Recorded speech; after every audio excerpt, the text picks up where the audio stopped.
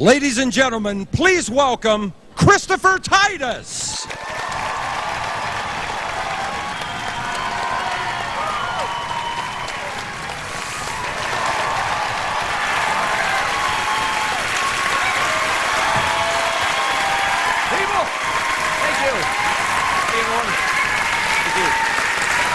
Thanks.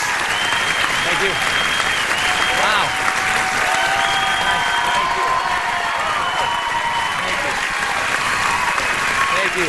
Oh, God.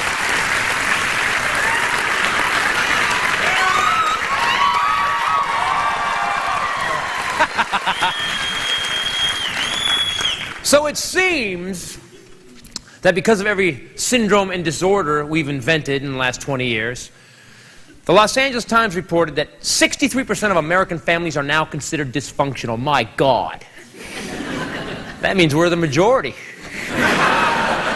We're normal. It's the people that had the mommy and the daddy and the brother and the sister, little white picket fence. Those people are the freaks, man.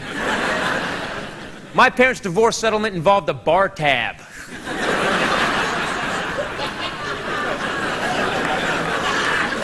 They had a big court battle over who got to keep me. Mom won. She made me live with Dad. And Dad collected things for me, stepmothers. Until I was 10, I thought women were rent to own. I've got 5 stepmothers. My dad's been approved for a marriage license gold card. I now pronounce you man and wife. Sign there, bottom copy's yours. My father, a hard-drinking man from the 70s. We actually have no pictures of my dad where he is not holding a beer. Weddings, funerals, water skiing, parent-teacher conference.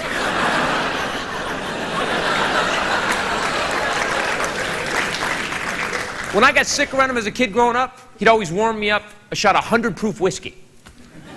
Never got sick. That I can remember.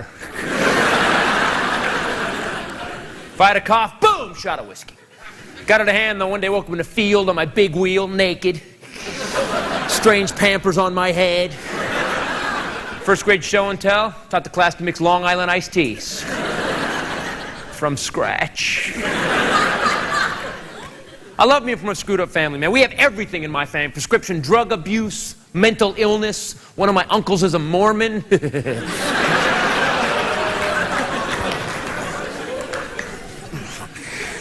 And people get so weird about mental illness. It's like anything else. You follow the rules. You don't put a heart patient on a roller coaster. You don't put a mental patient on a hunting trip with you. My mom's insane. Of course, I don't mean my mom is insane. I mean, we, the jury, find the defendant.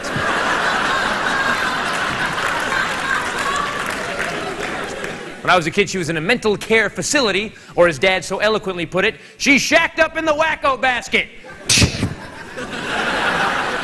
Sleep well, boy! Actually, it comforts me to know that when I was in kindergarten gluing macaroni to paper plates, my mom was in therapy gluing macaroni to paper plates. I used to put her projects on the refrigerator. You better lighten the fuck up, because we're going a lot further than that tonight. You know, little kids can't draw. They draw you a picture. You have to guess what the hell the picture is. My mother had so many Rorschach tests. By the time I was 3, she knew exactly what I drew every single time. Well, honey, tree, ducky, bunny, train, and those are the aliens that planted the microchip in my head. You want to feel it? No. That's a pretty good call, Mom. I was going for doggy, but okay. But I want you to know I love my mom and I owe her everything, because without her, I don't exist. Without her, I wouldn't be doing this for a living. Without her, in 4 states, it'd still be legal to kill a man with a cappuccino machine. She touched a lot of lives. Diagnosed manic depressive schizophrenic. Actually pretty cool as a kid, because I never really knew who was coming to dinner. But I was pretty sure they were going to be bummed out. Used to piss my teachers off, and my permission slips had different signatures on them.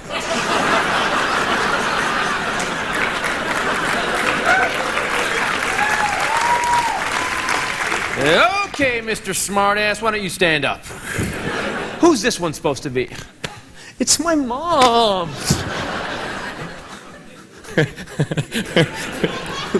Call her.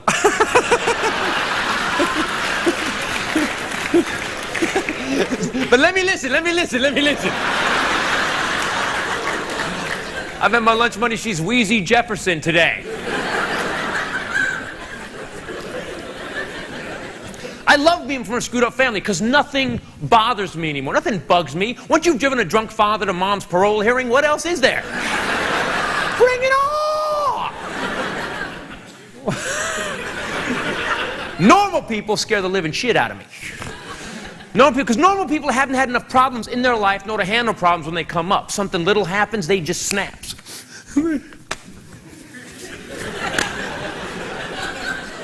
Toilet backed up. Is there no God? Oh, I'm getting a pickaxe and I'm going to Burger King. Look at every serial killer we ever caught in this country. Catch a serial killer, get his family on television. What does the family say? He was so normal. He was an Eagle Scout. His neighbors, yeah, he was really quiet. That boy always said hi to me, though. So if you guys got a neighbor being real cool, always saying hi, take him out. That's him. Love screwed up people, though. I hang out with screwed up people forever. Screwed up people are great because screwed up people have been through some stuff. They know what can happen. They know the problems. Because if you've been through a lot of shit in your life, you know every time you see the shit just about to hit the fan, you step to the side of the fan. That's right. And all the poor little normal people.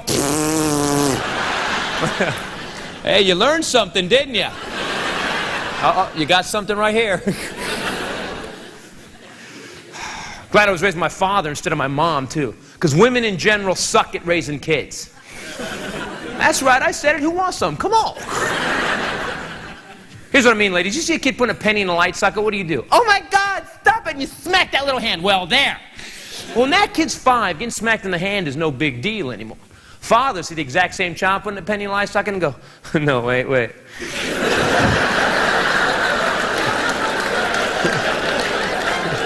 Shh. Well, go on.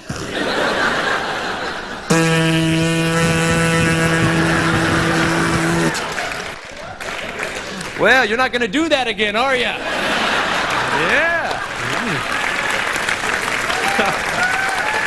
Yeah. No, I know it hurt. It shot your ass about 8 feet. I saw. Come on, get up. Yes, your eyebrows will grow back. Come on. See, a mother will just give you knowledge. A father makes you earn knowledge. My dad never taught me dick my whole life. Just go do it. You screw it up, but sooner or later you'll get it right. Just go do it. Yeah, certain things that method should not be applied to, though, like your first brake job.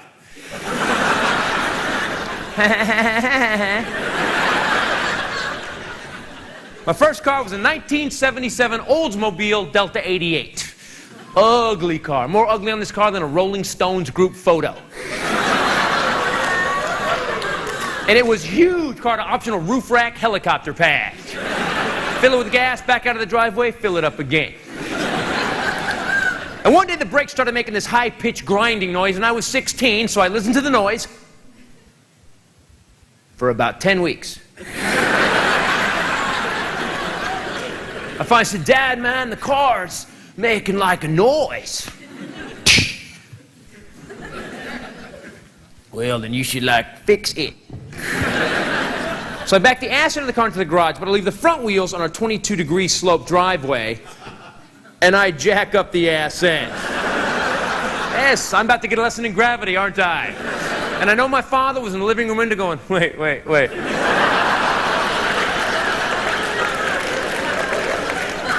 So I'm under the car trying to make it stop better when I notice it start to go, and my butt cheeks, thinking quickly, walked me out from under it. And 3 tons of vehicle went shh on the garage floor. Now, I ended up on the other side of the car. My dad couldn't see me, but he came running out of the house. Chris! Oh my God, Chris! And I thought, I probably should tell him I'm okay. But that little thing in my brain said, no, wait.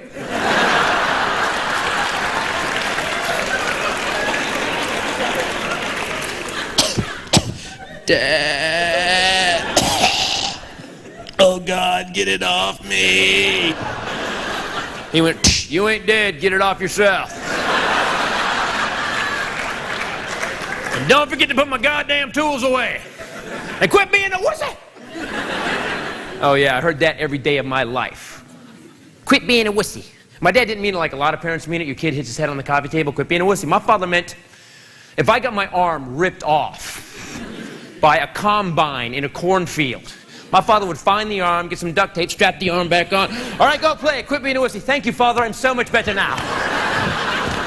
Never more wussy shall I be. I can still try it for the soccer team. Although not goalie. Oh, I'm glad I was raised by Dad for other reasons. You can learn stuff from a father as a son you can never learn from Mom. Special things, important things, like never challenge Dad to a fist fight. Because fighting Dad's not a fight. Fighting Dad is, "Hi, you've just instigated your own mugging. Come on down." Guys, what is it about that last post-pubescent burst of male hormones? Because one day you're fine with your dad. Next day you wake up, you're like 16, look across the room, and all you can think is...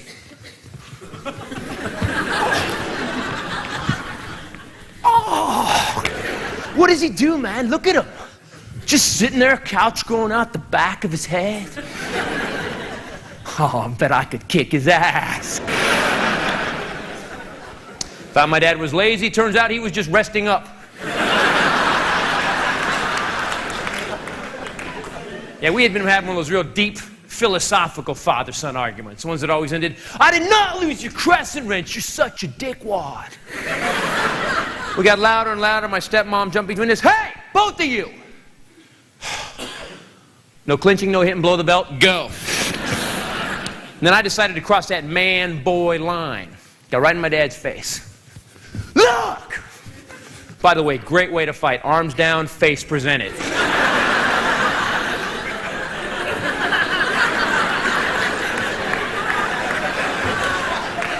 Yeah!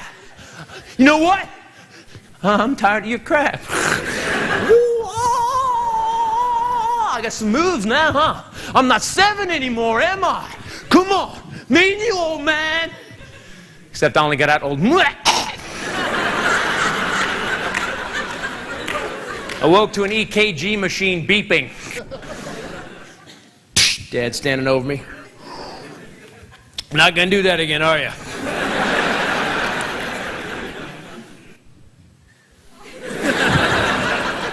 You want to fight like a man, you better start drinking like one. Quit being a wiggy! Of course, then here's the weird part, is after I fought my dad, all of a sudden we're buddies now. Like he's my friend now, we start hanging out. But we're still the same people, so we'd go out on Sunday, you know, just be hanging out, then he'd like pick a guy and we'd just go beat the crap out of that guy as a team. Memories, huh? Kicked ass at the father-son picnic, too. We didn't win the blue ribbon, but we have it in our possession.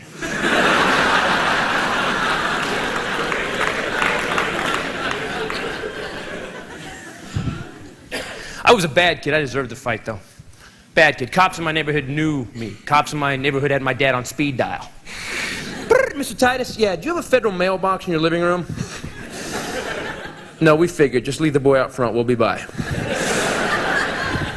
And I wasn't an evil kid. I just put a lot of pranks that happened to be felonies.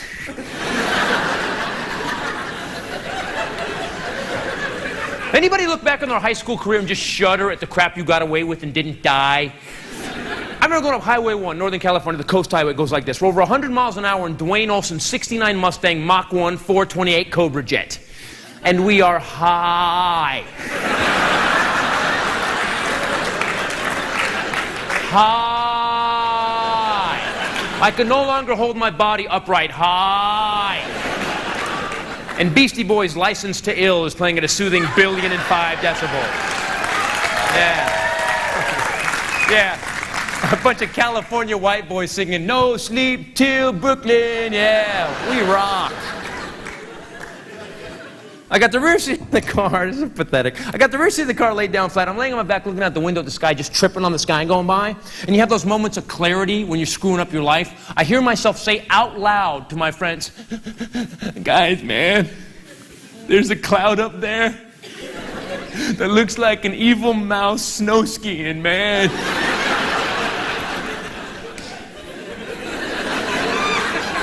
And they were so high they pulled over and got out to look at it.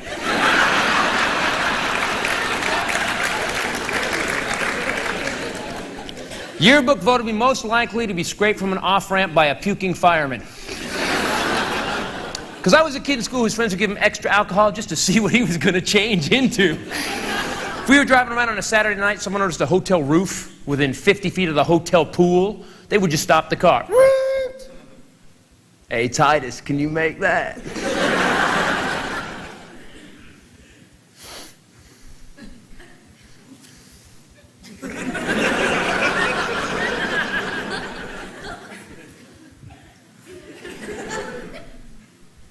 Two more beers. I finally stopped drinking when I hit 17 years old. Yes, hey, imagine the fuck up I must have been. Stopped drinking because it's not really good for your health, and I fell into a bonfire.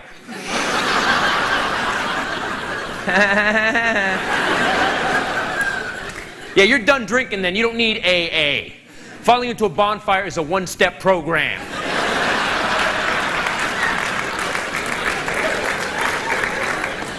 Big, huge beach party, middle of the night, whole school's there, you know. Party's winding down, everybody's paired up except for loser moi. And we're burning a telephone pole. I don't know where we got a telephone pole. I do know it's pretty high up there on the drunk theft scale, though. And I'm walking around the bonfire, I get my feet caught in this blanket, and I fall in, and as I fall in, I'm so drunk, I actually think, who the hell brings a blanket to the beach? And the flames are now right here. And I am aware, that's close to my face. Then I see my hands on this burning ember, and I exclaim, ah! And Scott Carnathan gets up out of nowhere and does a full-speed running, jumping, drunk Jackie Chan leap flip thing over me in the fire, grabs me, throws me into the sand, although my palms stayed right on the log. Then my drunk friends proceed to stomp me out. Hey man, you all right? Dude, get his hair, get his hair.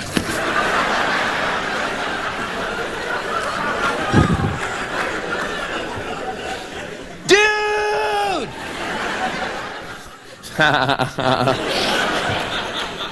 I'm not laughing at you, man. But you are wasted. Hey, sleep it off, man. You gotta drive to Taco Bell. So by now the whole school has gathered around me because they've seen the steam rising from the beach. And then I'm gonna be the story to tell on Monday. You didn't believe Titus did, man. And they know I need medical attention, but it's way too early to end this party. Tony! Dude, man, oh man, go to the ice chest and get Titus a cold beer for each hand.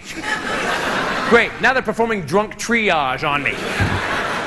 They take the offending blanket, put it over me, and just leave me there. During the night, my hands were just burning up, so I just put them in the nice cold sand, you know? Then I walked out and put them in the nice soothing salt water.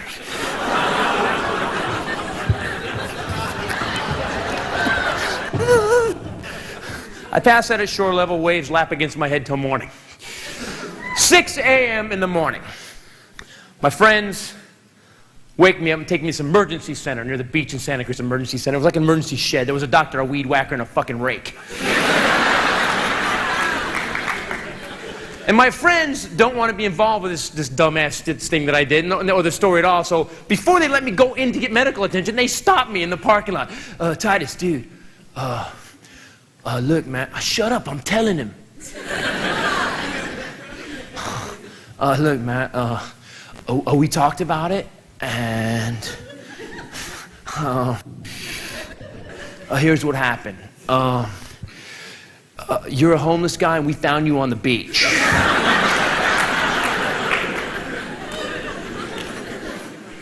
Okay. I'm a 17-year-old burned-up homeless boy with new Nikes wearing an alligator shirt. Okay. So I go in, and the doctor's pissed off. I'm not the first dumbass teenager he's met in his life, and I got like 12 beers in me from the night before. This man decides to shoot me full of painkiller. Yeah, nothing like that Demerol Budweiser cocktail to start the day. I was in this phase where everybody looked like a lizard for a while. Then there was like this Stanley Kubrick, Charlie Brown cartoon, man, because everybody was spinning and going, la, la, la, la.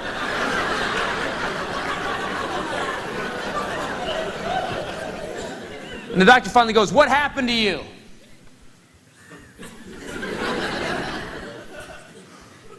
"Well, oh reptilian one,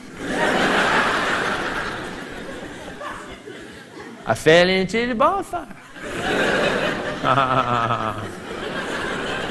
So when you fell in, son, did you breathe in or did you scream?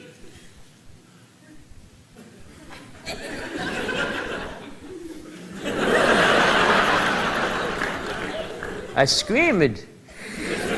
What would you do? And instantly the dude's right in my face. He's right here. He's got my chin in his fist and he goes, "Good!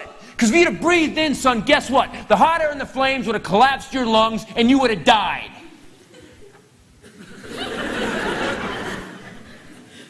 "Well, now you look like Jesus." "And Jesus, you need a Tic Tac."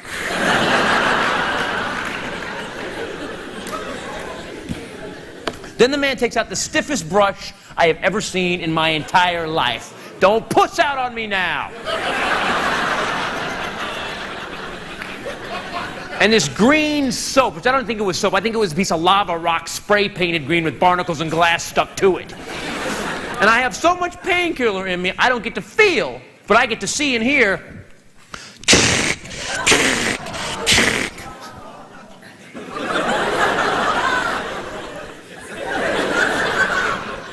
It's gonna hurt tomorrow, huh?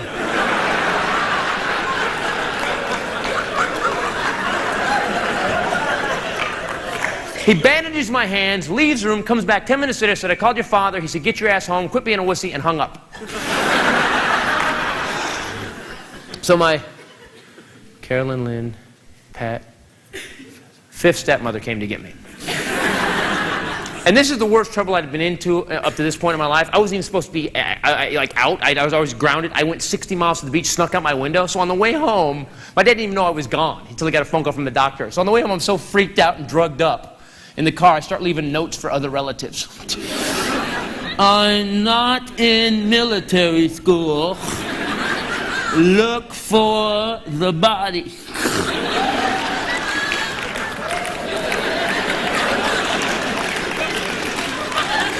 Ken Titus is the killer.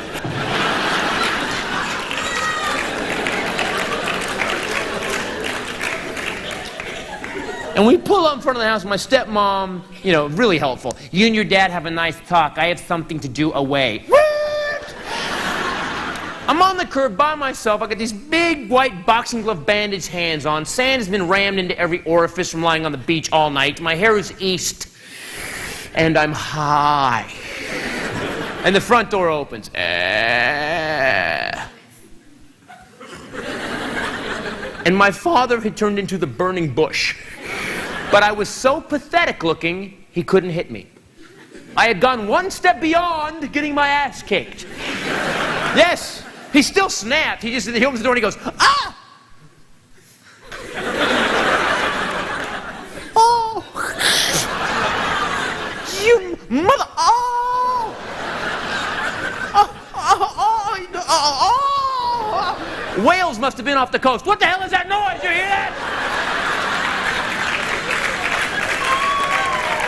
And as I walked past him, his head just kept getting bigger and redder. I'm thinking, oh God, if he has a stroke, I'm not grounded.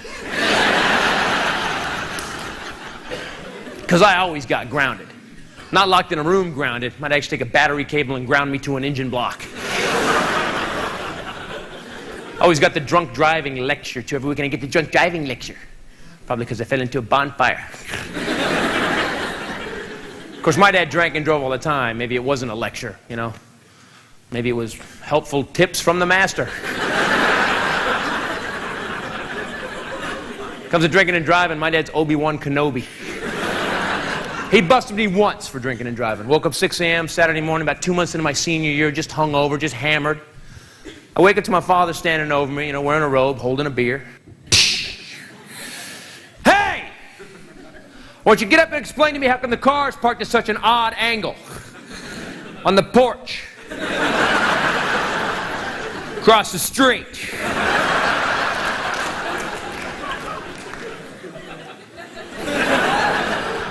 He then decided to pull my driver's license for 6 months of my senior year. Yeah. Nothing screams prom night more than helping that date down off the handlebars, huh? Woo-hoo!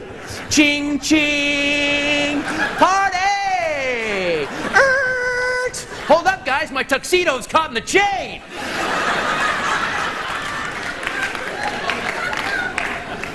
And I hated him for that because he always had beer in the car, man. Since I was a kid, he had beer in the car. For 30 years, my father had beer in the car, sometimes on tap. But then I found out that there is a God, and karma does work, because Memorial Day a while back, my father had a starring role at a drunk driving checkpoint. Ha ha ha ha. I saw it, I wasn't there, but our local TV news crew happened to be. It was Memorial Day, whole family's at the house. Everybody, aunts, uncles, we're all waiting for my father to come home and start barbecuing chicken. Where the hell's Dad? We're watching the 4 o'clock news. My father pulls in behind the reporter out on location live at the checkpoint. Here's my family. No one said, "Oh my God, we've got to help Father." My little brother Dave gets up and goes, "Give me a tape! Titus, give me a tape! Give me a tape! I need a tape!"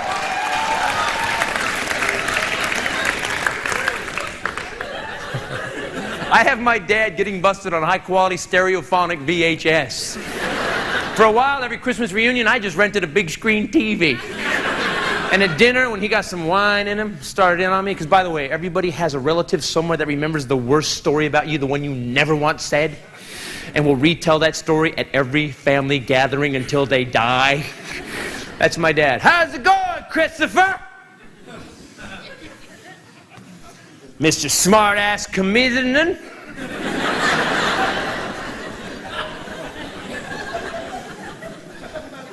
Comedian. You know what I'm trying to say, goddammit? What? Shut up! I'm talking to my son!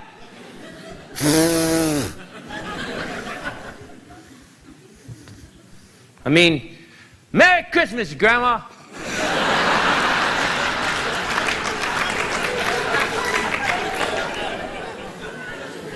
Everybody, hey, everybody, hey, everybody, hey, everybody, hey.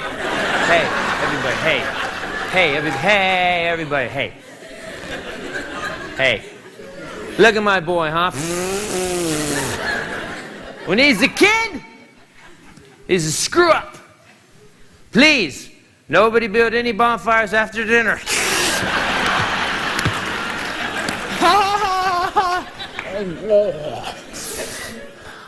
And the first year after he got busted, I took it.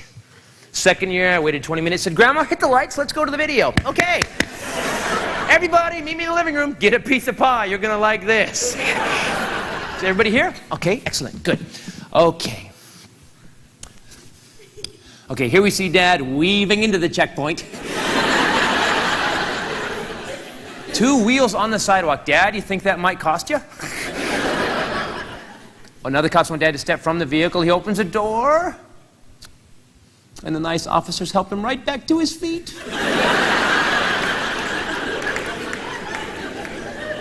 Oh, now he's attempting to touch your nose test. Let's stop it right here. "Hey, Dad, I'm pretty sure you're supposed to put the beer down first."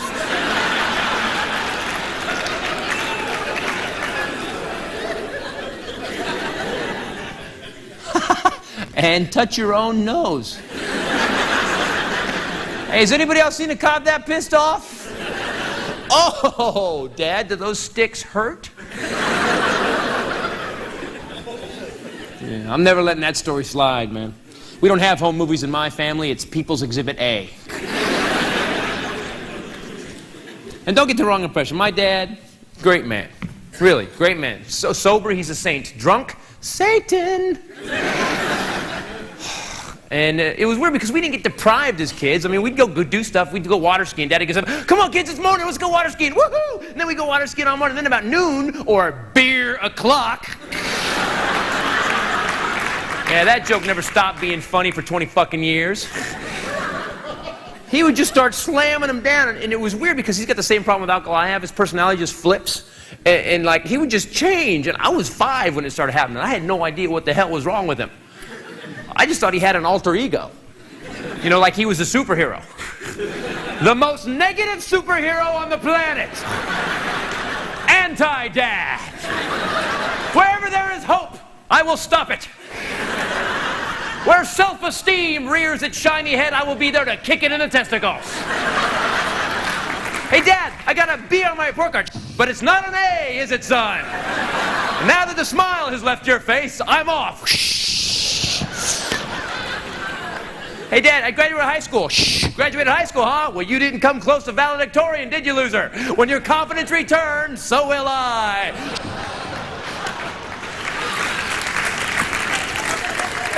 Hey, Dad, I got my first job. First job, huh? Well, you ain't manager yet, are you, fry boy? Shh.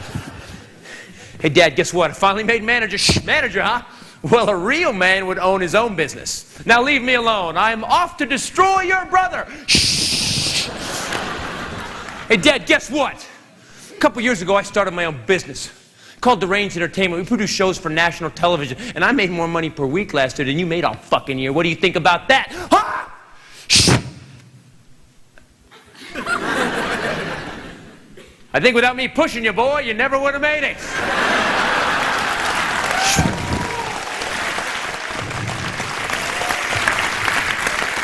And that shit got canceled, didn't it?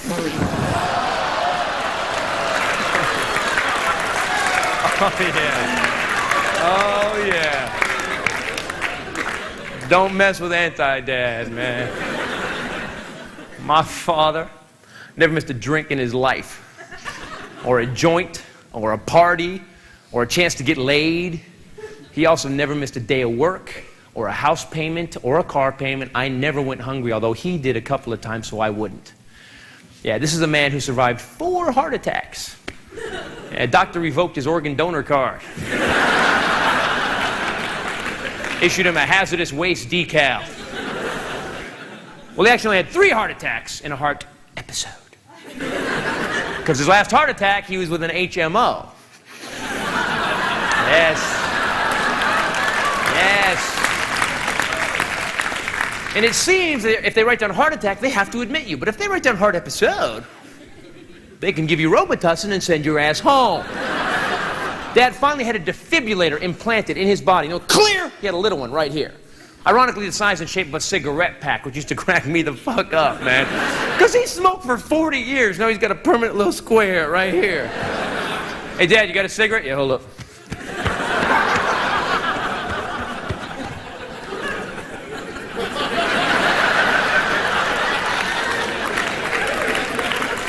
Is that funny, you little son of a bitch? And this thing, if my dad's heart went below a certain beat or above a certain beat, it would zap him. So you could be mid-sentence with my father. He'd just go, nah!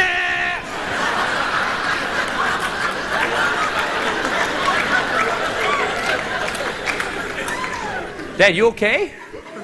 Hey, shot your ass about 8 feet, didn't it?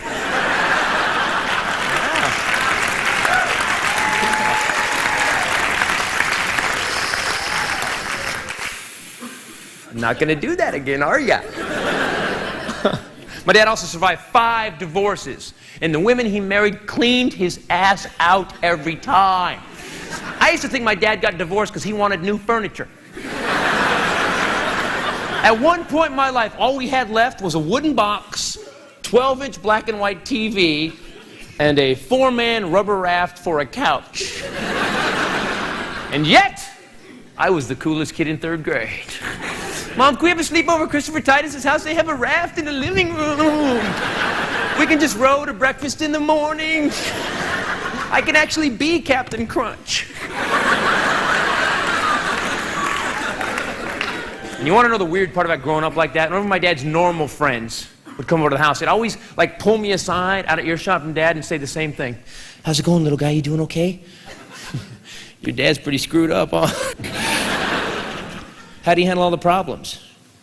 I didn't realize I had any problems till you fucking brought it up.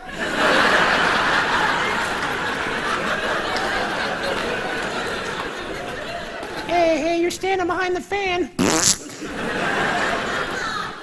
My mother is crazy. Also 180 IQ, concert pianist, spoke 4 languages, and qualified for Miss California in the 60s. You know how God balances most of us good and evil right about there? Mom was way the hell out here, man. Thanksgiving kicked ass. Thanksgiving was her time. Thanksgiving, man, she gave everybody that turkey high. You know, that big meal of turkey, get done, sit in front of the TV. This is gonna be a great game. Next time you wake up, you're covered in your own drool, and one of the nephews has stuffed a Hot Wheel track up your right nostril while you were sleeping. She's amazing. 12 different homemade candies, little pilgrim cookies with amaretto chocolate suits and hats. Women just stopped coming over on Thanksgiving because they were tired of getting shown up. I'm not going. No! No, the bitch is crazy and her stuffing kicks my ass. I'm not going. To one of Mom's turkeys, people wake up New Year's.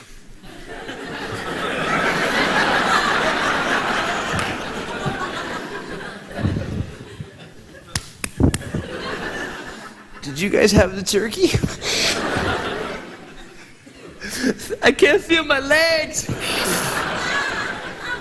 So I believe life is about balance. My mom, brilliant, but manipulative. Beautiful, but more voices in her head than the Wu-Tang Clan. Loves her kids, killed her last husband. I say last husband because you don't get another one after that. Yeah.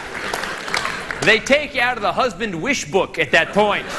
Because it's a hard personal ad to get answered. Wanted, loving, caring man who can take a bullet.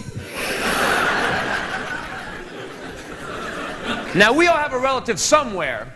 When you get a phone call at 3 a.m. from the police about them, it doesn't really surprise you that it's not your mom. 6 a.m. day after Thanksgiving, while back the phone rings. By the way, 6 a.m., not a really great time for me. You know, I'm a comic. I got to work at 2. 6 a.m., I'm a little grumpy. 6 a.m., I'm a little P.O. 6 a.m., I'm like a vampire with a paper route.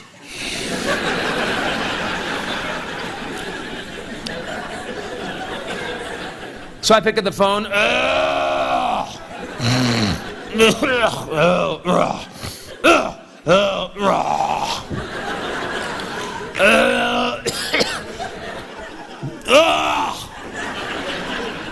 Hello?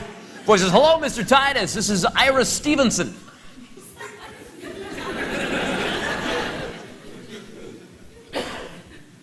And? Well, sir, I'm your mother's lawyer. And? Well, sir, your mom's in prison. And?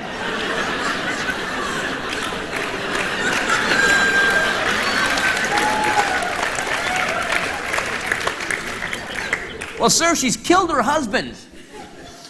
Oh. Okay, that's a new one.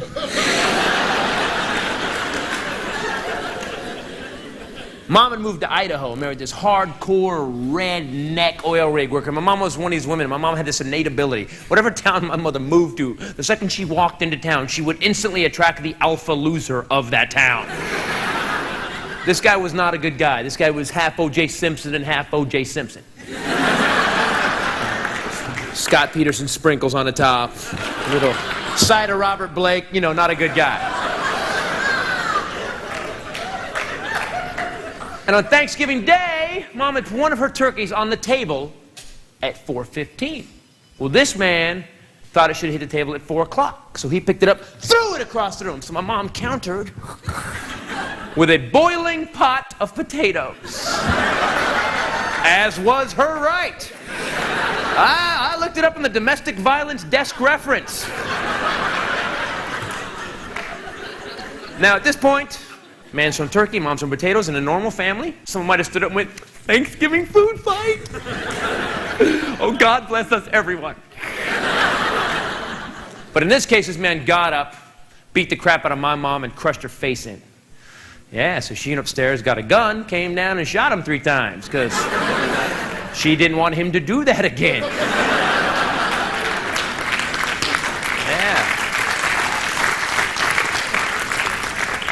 And years later, my sister told me, as the guy was lying there gut shut, she turned to Mom and said, Mom, should I call an ambulance? And my mom looked at the guy and went, no, wait.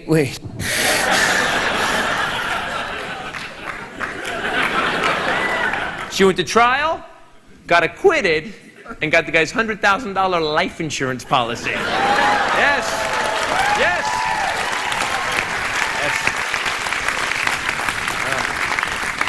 She was insane, not crazy.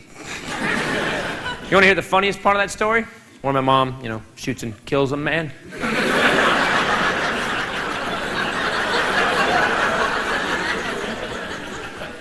When they moved to Idaho, the guy had 2 acres of land, and he was one that taken my mom out and taught her how to shoot. Ha ha! What a dumbass! Here's a tip for you guys. If you're gonna beat her, don't teach her to fire the weapon. You ain't holding it right.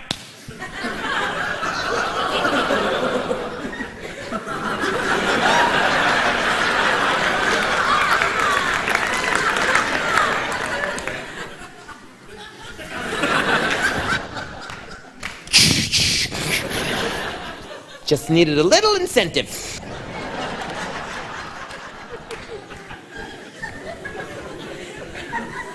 Now, most young men, when they get out on their own, will try to find a woman kind of like the one that married dear old dad. But in my case, I did the same fucking thing, man. Oh, God, I got out on my own and just started hacking my way through this briar patch of psycho bitches, my God. My last girlfriend, case number 246-B, was a nut!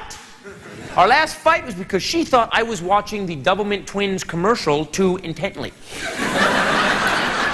Snap, man, eyes went jackal yellow, start speaking Latin backwards. Himoleha. Came out of it like an hour later, said this to me, I'm sorry.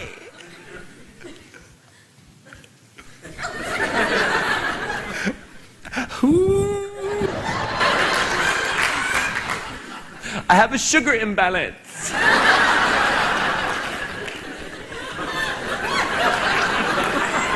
No, diabetes is a sugar imbalance. You are an estrogen Molotov cocktail.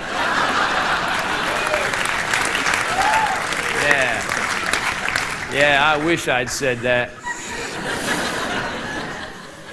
I'm gonna spend a night in jail because of that woman. But they don't let you stay in jail just because you're afraid of your girlfriend.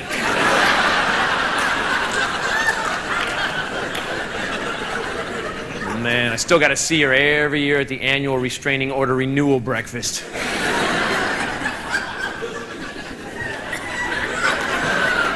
See, she had a little quirk, a little glit. We'd get in an argument, I would present my side of the argument.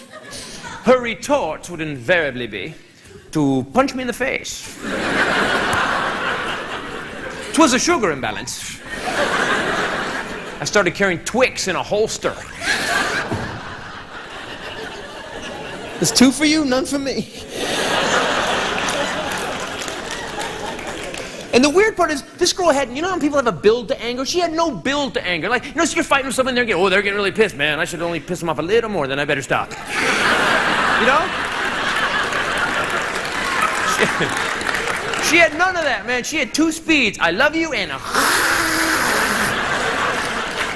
And the only hint I ever got she was about to snap was a second before she would snap, the room would smell like ozone. Her and I had a fight Christmas Eve watching Rudolph the Red-Nosed Reindeer, where I ended up calling the cops. Yeah, that earns me a white trash black belt.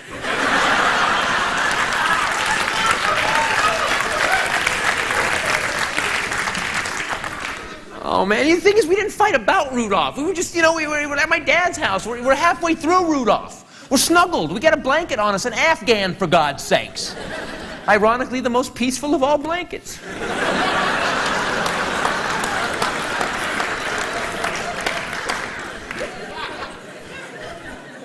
So we're watching Rudolph, Hermie's going to be a dentist. I'm stoked. And all of a sudden...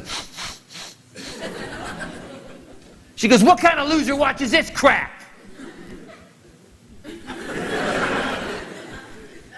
I said, hey, Twix. Punch me in the face. So I picked up her $200 Ferragamo shoes, went to the front door, opened it, winged them across the street. Yeah, because I knew they'd get her ass out of the house. She was that kind of woman, man. Chase a designer label like a fat guy after a velour jogging suit. But I'm so afraid of her the second she leaves, I start locking doors and windows like I'm Anne Frank.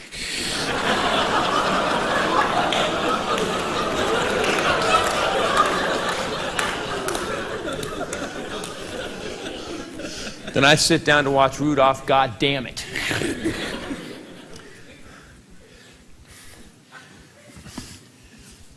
When all of a sudden there arose such a clatter. I sprang from the couch to see what was the matter. I went to the window, tore open the blinds, and there was my girlfriend, quite out of her mind. And I'm just standing there, heart pounding with fear. She's banging on the glass door with a vodka bottle. Filled just about to here. And I knew the window couldn't take it, and she screamed, open the door, you bastard, I'll fucking break it! Well, I couldn't let her do that. 'Twas my father's place. So I cracked the door, and she punched me in the face! So I summoned my manhood from bottom to top, and I screamed like a little girl, I'm calling the cops!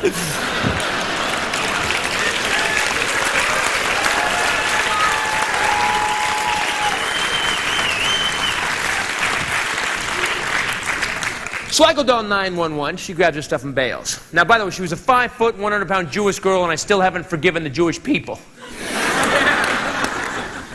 But the cops show up, and I get to explain how this 5-foot, 100-pound girl has been beating the crap out of me. They're taking down my statement like I'm a drunk UFO abductee. Yeah, ooh, yeah.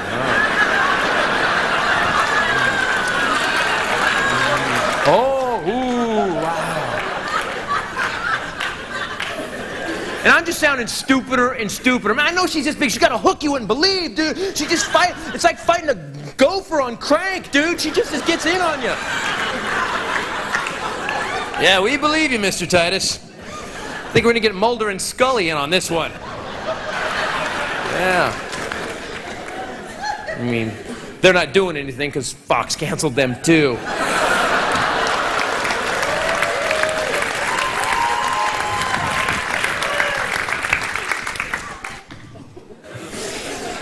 Cops leave, phone rings, it's her. She goes, I took your father's camera and all his lenses. You don't come to my house right now, you're never gonna see that camera again. I just want to break up with this bitch, now it's a hostage situation. About that time, my dad comes home from a Christmas party. How you doing, Christopher? I'd like you to meet your new possible mommy. I tell my dad what name, he goes, screw it! You didn't need that witch anyways. I said, Dad, she took your camera. Well, you best apologize to the young lady then. So I went over to her house, and she apologized to me, wearing the camera, red 4-inch stiletto heels, and nothing else. So I moved in with her.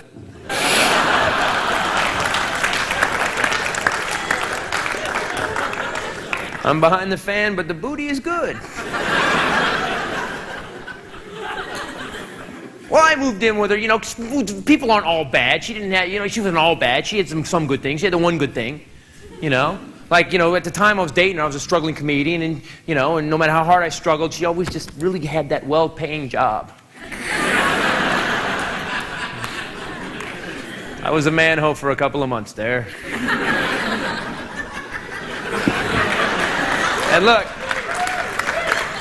she was moving to Los Angeles, you know, and I thought, oh, I'll go with her, you know. We get to LA, and I gotta tell you, man, the relationship, once the geography changed, my God, it was a fucking nightmare! Except for one day. In 3 months, we had one good day. Kind of day where the sun shone a little brighter, birds sang a little sweeter, and I didn't get punched in the face. Before 6 p.m. We got him, every that day with somebody, went to Malibu Beach all day. It was just great, man. There was no blanket, no sand on the blanket, music was kicking, everything was perfect, man. And I get home and I'm just feeling good about myself. I look in the mirror and I realize, hey, I'm 6'2", I'm blonde, I'm tan, I'm wearing white pants. I'm a very pretty man. So I decided to build this bookcase. We bought this really, really nice particle board and plastic wood grain decal bookcase. I start building it, you know, I get done, I put my books in it, first edition book, Stephen King, but first editions, don't judge. And I get done, and all of a sudden, she goes, "What are you doing?"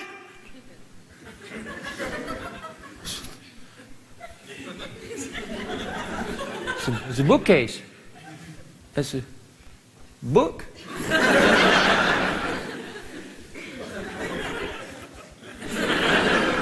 She goes, "Where the hell are my books?" Well, she had a 180 IQ. Oh, wait a minute, Mom had a 180 IQ. Oh, God. She was working for a computer company at the time, big computer company, which I can't say because they will sue me. And I said, "Hon, all you got is those tech manuals. No one's want to come over the house, grab an interesting and amusing tech manual, start flipping through the hilarious tech manual." She goes, "That's because your friends are too fucking stupid to read my books." Wham! And cracks me in the face. I said, "Hey, not all my friends are that stupid. That's it. I'm out of here." I grab my clothes out of the closet. She rips them out of my hand, stomps on it, cracks me again. I said, "I'm calling the cops." I go down 911. She reaches over me, hangs up, cracks me again. Ugh. I dial 911. She reaches over me, hangs up, cracks me again. Ugh. So I grab the front of her shirt and I hold her at bay, whatever the hell that means. 911. Hello? Hi, this is Christopher Titus. Look, there's a domestic... You know, just let me talk to Rick.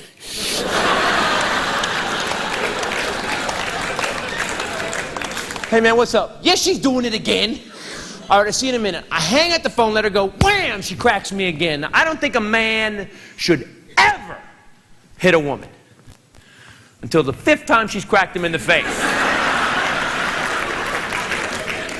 Because I smacked her, open-handed, and I regret it, because it wasn't as hard as I could have, man.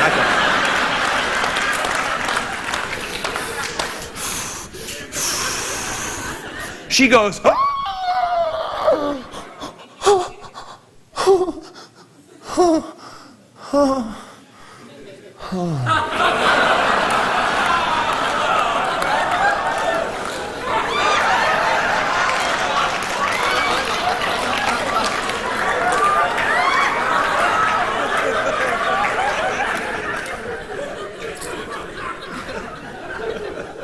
"You hit me." To which I reply, "Ah!" And like a real man, locked myself in the bathroom. Now, cops show up 10 minutes later. I come out of the bathroom. She goes, "This son of a bitch hit me." I said, "She hit me first," which didn't work in 3rd grade, not going to work on the LAPD. And they cuff me, because there's a domestic violence law now, and it's a great law. What used to happen was cops would show up, break up a guy and girl. "Hey, whoa, hey, whoa, hey, whoa, hey, whoa, hey, whoa, hey, whoa, hey. Now you guys work this out. We don't want to have to come back."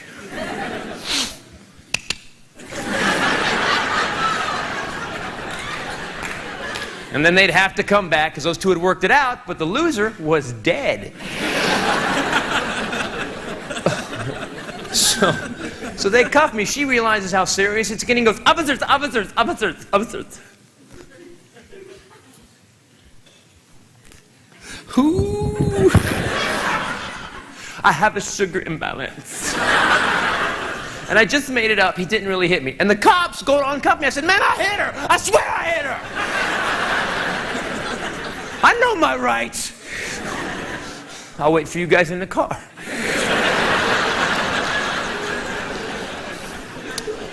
They take me to prison. I'm 6'2", I'm blonde, I'm tan, I'm wearing white pants.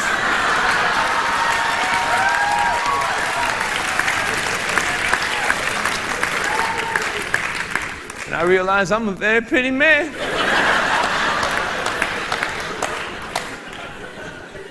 So I made some new friends.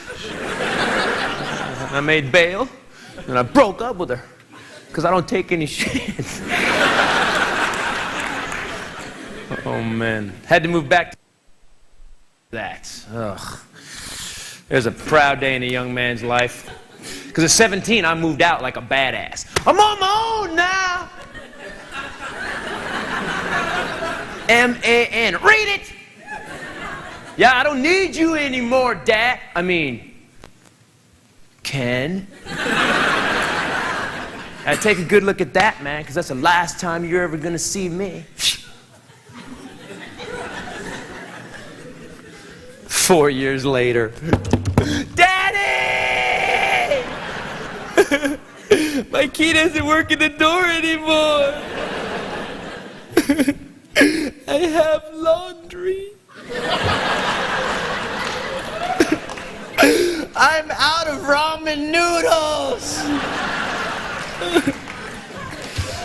Well, couldn't hack it in the real world, could you, boy? I'd offer you something to eat, but you seem to be choking on your pride right now. Tell you what, though. Daddy loves you, and he's going to let you move back home, but Ken's kind of pissed, and you're paying $400 a week rent. But sometimes when life is sucking, the best things happen. I actually met the girl who's going to be my wife. And we had actually gone to high school together, but at that time, she was in the hot-looking babes group, and I was in the outcast losers who fell into a bonfire group. Very exclusive group.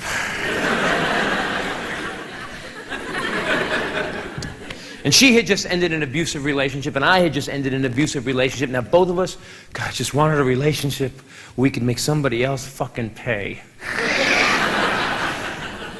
Except we couldn't fight. Because we've been through so much crap with other people, the fight had started, we both just go, don't hit me! Please don't hit me! Which helped us, because we survived like 6 months, man. And then I decided to move back to Los Angeles, take her with me, except she had never been away from her parents before. So I took her from the womb to Los Angeles.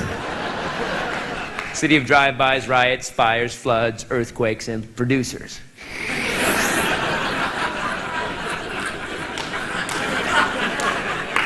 And she would just cry every night. And I would hold her, hey, come on, hey, quit being a wussy! But I understood it was tough, so I hung around, you know, until she totally had the city wired. And then on the 4th day, I had to go make a damn living. So I'd call her every night from the road. How you doing, baby? Doing okay? No, you bastard! I got shot at Hoy's Walk-In Chinese food. You suck. You're an asshole casserole. I never want to see you. Clink. And she would break up with me. And I'd call her back and I'd talk her down for like 15 hours. She'd be cool for like 3 nanoseconds. And then she'd break up with me again. And this went on day after day after day. And I don't think a man should ever break up with a woman this upset till the 53rd time she's broken up with him. Because I finally said, is that the way you want it? I heard you say yes. Is that the way you want it? You better be careful with those yeses. Fine!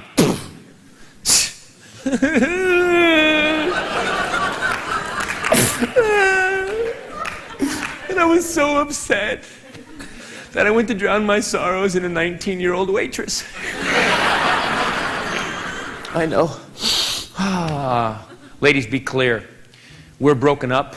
I don't want to see you anymore means something to us. And we don't have the 3-day eat cookies and cry period that you ladies have.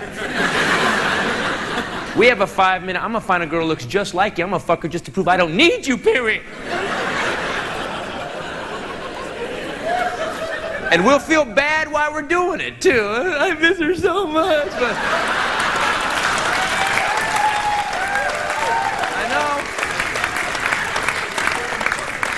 I'm not saying we're right, I'm saying we're stupid.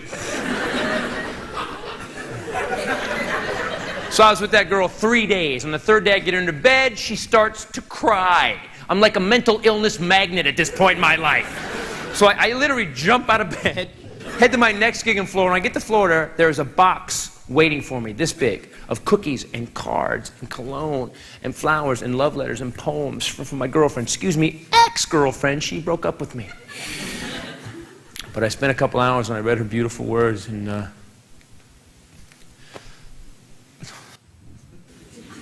I started to realize that I owned her ass.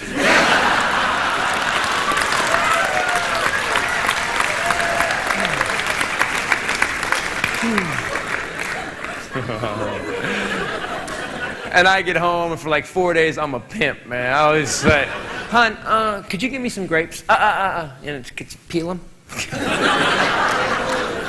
Could you scratch my foot? It's sexy when you crawl. Oh, yeah. End of the 4th day, I come home from the store, though, and her mood has changed considerably. She's sitting in the middle of the living room, has a phone. The best I could describe, the phone felt like it was aimed at my head. And she says 2 words. Who's Tiffany? I had it. I was like, hey, she's farm blank, farm man. You broke up with me. Man, I've never been so stone cold busted in my life, man. You're a loser, you're a slut, you're a liar, your dad is right. Whoa, whoa, whoa.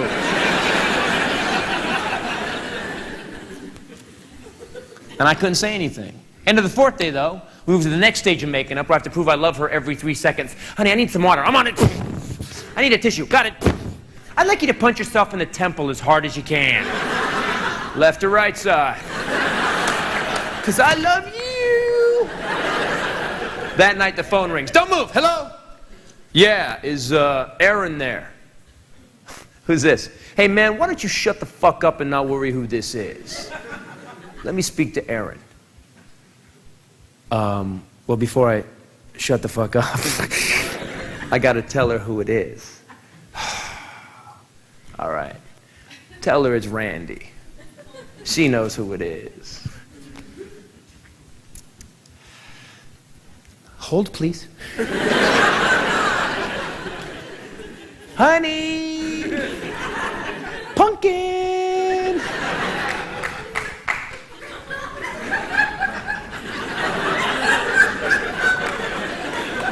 Randy!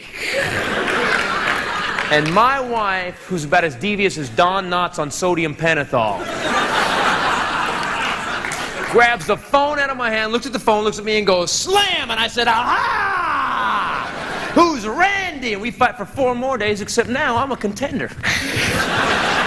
Slut! Loser! Whore!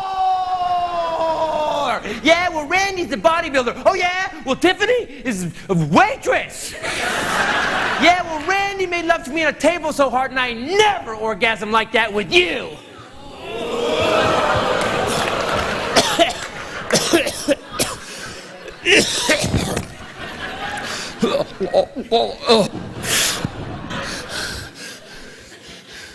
Yeah? Well, I made Tiffany cry. Yeah, well, you're not funny.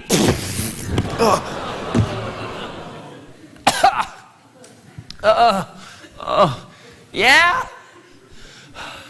Well, since we've been dating, you've gained 7 pounds.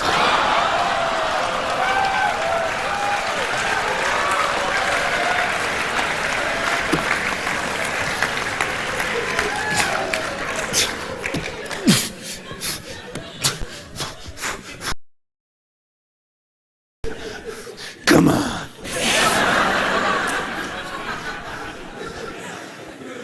And we didn't stop. You know, in your relationship, you don't want to start a fight by saying something you should say? Fuck it, we were there. And we started, it was, I think my first salvo, the first thing I said to her was, she has cottage cheese thighs.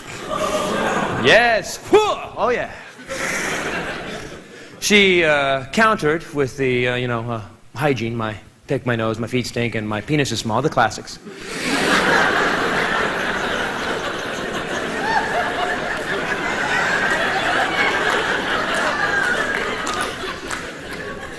And then I went after her crackhead family, and then she tried to make fun of my mom, but I was like, so?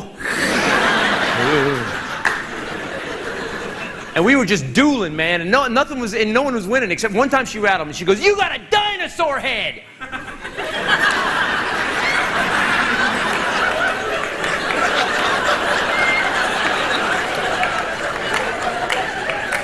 Nuh-uh.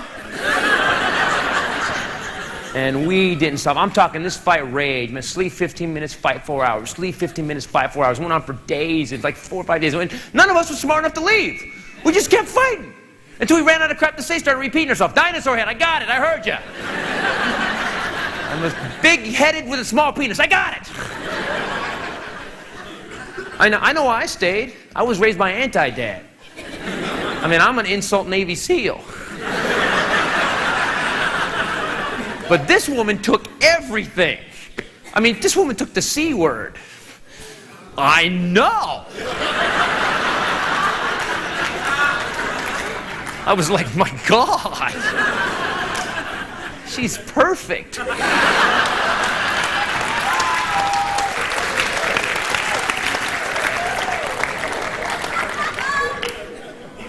We've been married 13 years. Yeah. We don't have a phone anymore, but I've purchased a real sturdy table.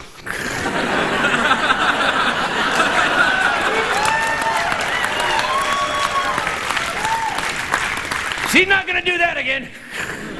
Yeah, you're not gonna do that again. That's by the way. That's why I make love. It's kind of weird.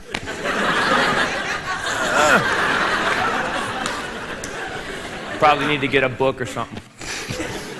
She's amazing. My wife, Erin, my God, most amazing human being, most hyper-happy human. If you guys showed up at our house, before you hit the door, my wife would be on you. Oh my God, can I get you soda? Do you want a sandwich? Can I get you a blanket?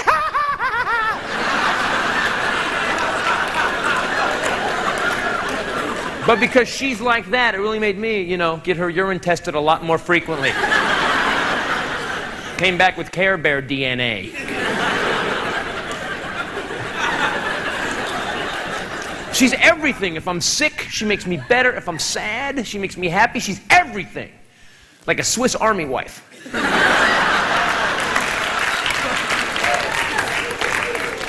She wants kids. I'm talking about kids. I want kids. I want kids. I want kids. I think I'd be a pretty good dad.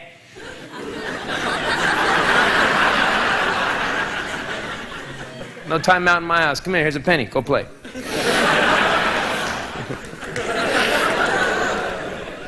Tell you what, man, raising kids, I'm not going to do what my father did, man. My God, my dad, on like a family trip, we had to sing every family trip. Like you had to sing. You could not sing. You were in trouble if you didn't sing. It was like some horrible Vietnam psychological torture in the back. 100 bottles of beer and a wine.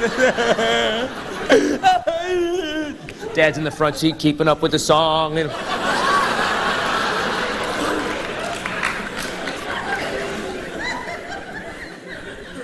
Got a call from Dad a while back. She got some news about your mom. Ugh. And so she's living in Missouri in a trailer, because I guess when you move to Missouri, they give you a trailer.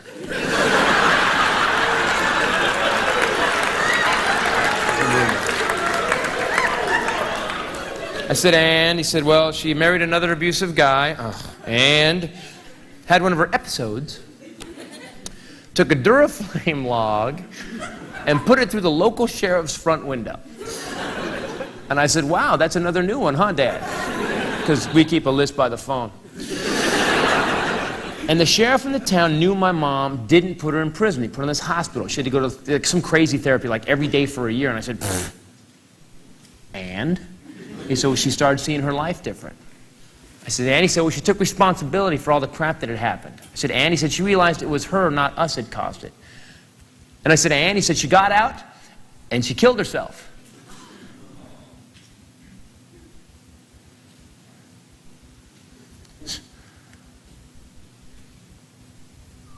And? Because I hadn't seen her in like 14 years, Didn't really faze me. My dad goes, come on, Chris, don't be like that. And I said, Dad, I'm right. And I hung up the phone. And I called him back and said, Dad, she take anybody else with her? He said, that was my first question. And he hung up. And I didn't deal with it, I said, I'm just going to take this pus-filled ball of pain, put it over here, wait 20 years, and cut out that piece of colon with the tumor in it. No big deal. But I had forgotten that your friends and relatives and people that truly love you can truly be a pain in the ass. Because nobody would let me forget this and move on. They're like, dude, man, you got to talk about it, man. It's your mom. Dude, back off. I'm cool. No, man, I'm not going to back off, man. You're tweaking. No, dude, I'm not tweaking. Back off. No, man, I'm going to say this, man. You are in denial. Look, dickhead, I am not and never have been in denial. No!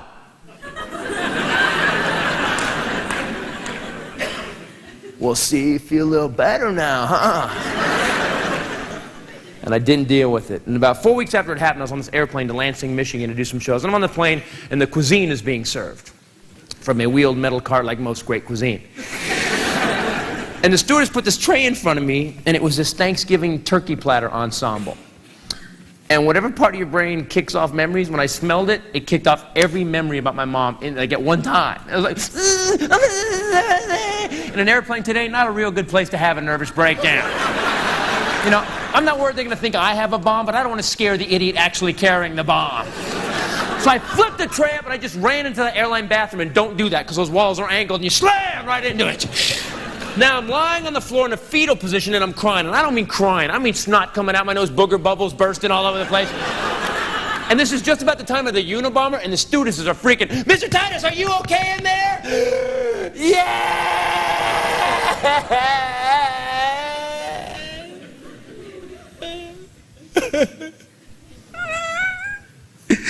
I'd like some complimentary peanuts, please.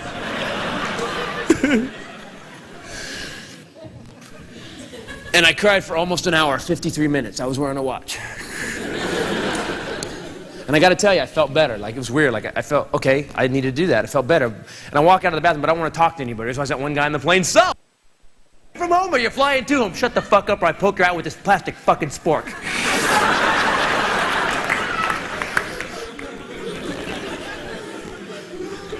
So I grab a Newsweek out of magazine stowage. And I sit in my seat and I'm just hiding behind this Newsweek, you know, and I'm not looking at it, I'm just flipping through it. I just don't want to talk. I'm just flipping through the Newsweek. And I stop on an article titled, Mental Illness. Genetic?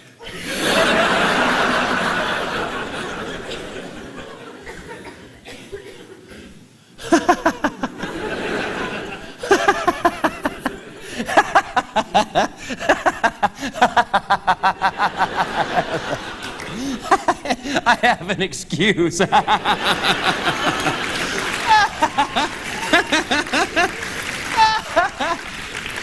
the people who saw me go into the bathroom crying are now watching me in my seat hysterically laugh. The whole plane went for the call button at the same time. Bong!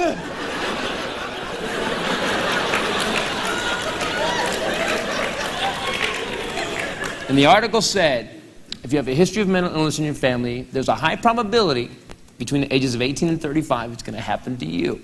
So I traced my family history. Check this out. In the 20s, I had Uncle back east killed 6 people. No one ever told me that shit at Christmas dinner. That's the story I want to know.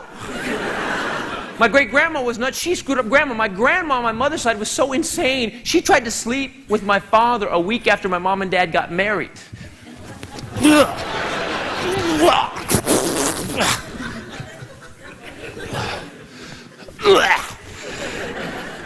She screwed up mom was totally whacked. So after I read the article, I couldn't do anything, man. If I went to dinner with friends, I couldn't use the fork. Because I just thought I'm going to snap. We're in the middle of dinner, you know. How you guys doing? How's the baby going? Ah! And I couldn't figure it out. How come I'm not crazy? How come I'm not psychotic?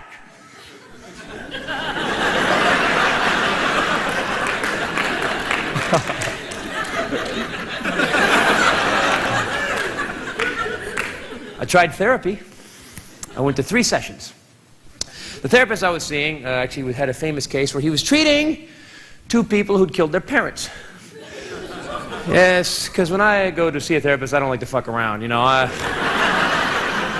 don't want to see a guy, you know, who's treating an executive who's, you know, trying to deal with his fear of success. You know, I want to talk to a guy who's dealing with someone who put a 12-gauge to his father's throat. There you go, that's a therapist. And I went to see him, and I went to see him, and I told him all the stories I've told you guys tonight, and after every story, he would look at me and go, interesting, Christopher. What do you think? Good, let that out. Tell me what you think. Good, excellent, that's healthy. What do you think? Okay, well, I'm paying you $150 an hour. I kind of want to know what the fuck you think.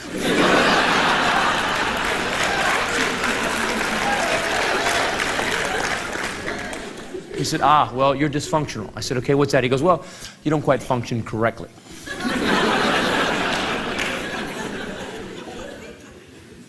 So I'm paying you $1.50 an hour to tell me I'm broken. I was angry. So our last session, I kicked him in the groin as hard as I could. Now you don't function correctly.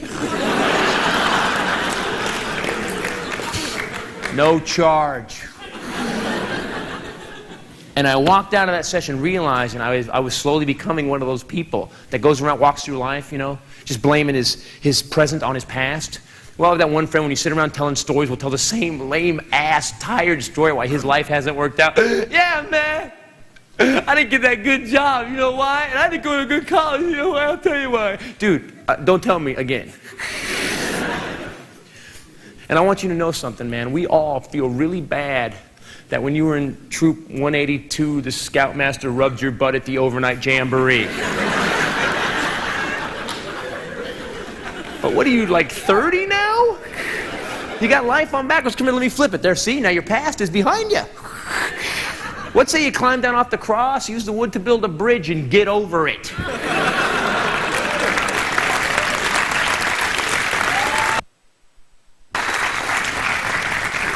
Oh yeah, but I got friends that love their pain, man. I got friends that love their pain. Just stay behind the fan the whole time. You know, it's like, I'm comfortable here. I know what's going to happen. I think he still loves me. Dude, man, she spent the night, but she swore she didn't sleep with him.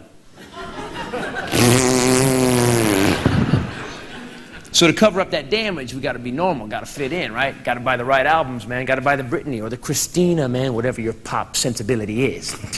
Got to fit in, man. Got to buy the Linkin Park. Got to do it. Got to fit in, man. Got to buy the cell phone with the GPS, Bluetooth, and nuclear launch capability the size of a fucking dime. Got to do it because I got to be normal. No one's gonna know I'm jacked up, man. My cubicle at work's gonna look just like my boss's cubicle, except I'll have a picture of my wife in my cubicle. Of course, my boss has a picture of my wife in his cubicle. I find that odd.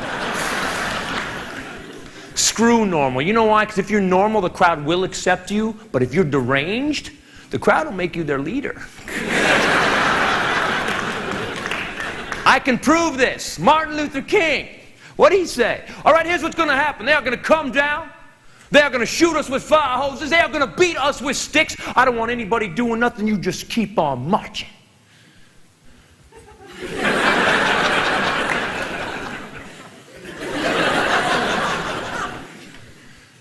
Is that the whole plan?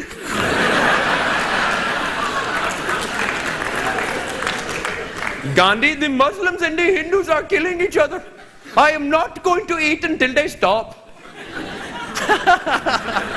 Swinging a big bat there, little guy. Hey, stop the war. Gandhi's tummies are rumbling. But it worked. It worked, man. So how come? How come mom's crazy and I'm not?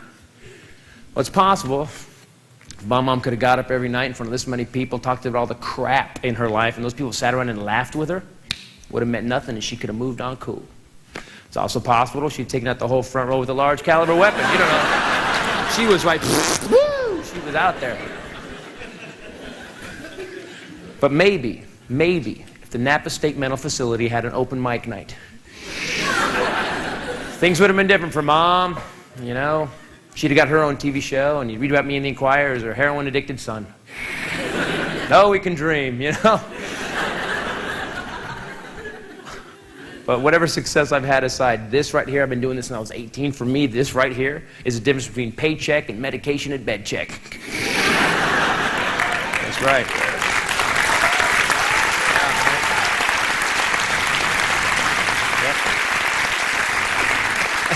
And don't get me wrong, hey, I want to hear your pain, for God's sakes. Just put it in joke form, that's all.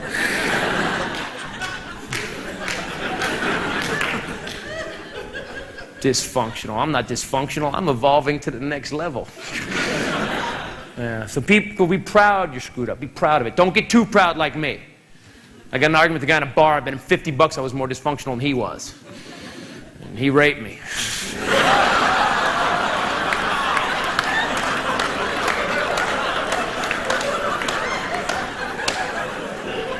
So I tipped him. I am very competitive. And you normal people, listen up. Stuff's going to happen in your life. Bad things are going to happen that you're not used to, that has screwed up people that's happened already. And you're not going to know what to do. You're going to, oh my God, and you freak out.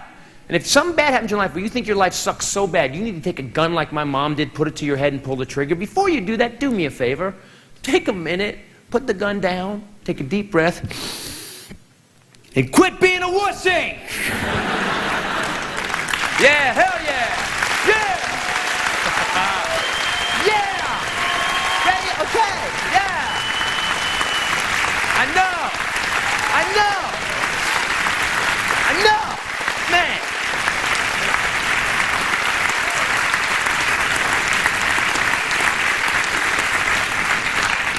Can you believe I got fired from the suicide prevention hotline?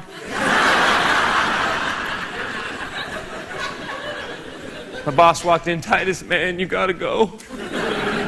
No, we haven't had any complaints, exactly.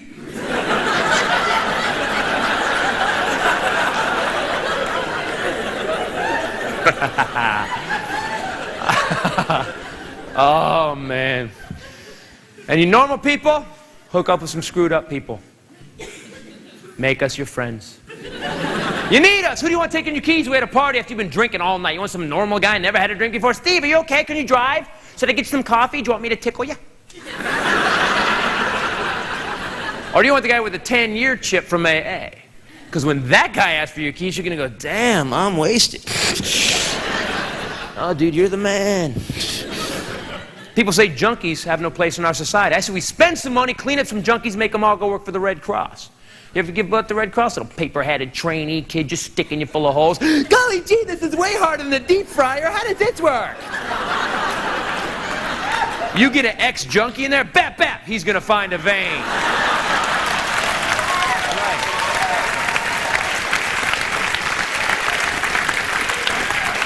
You're in, you're out, you got a sugar cookie, and you're happy. Los Angeles Times reported 63% of American families are now considered dysfunctional. Good. Because that means when Armageddon really happens, 37% of this population is going to lose their mind. Oh, God! The world is over! A 63%, we're going to go, hey, there's nobody watching the Lexus dealership. We're going to the apocalypse with leather and a CD player. You guys have been great. Thank you.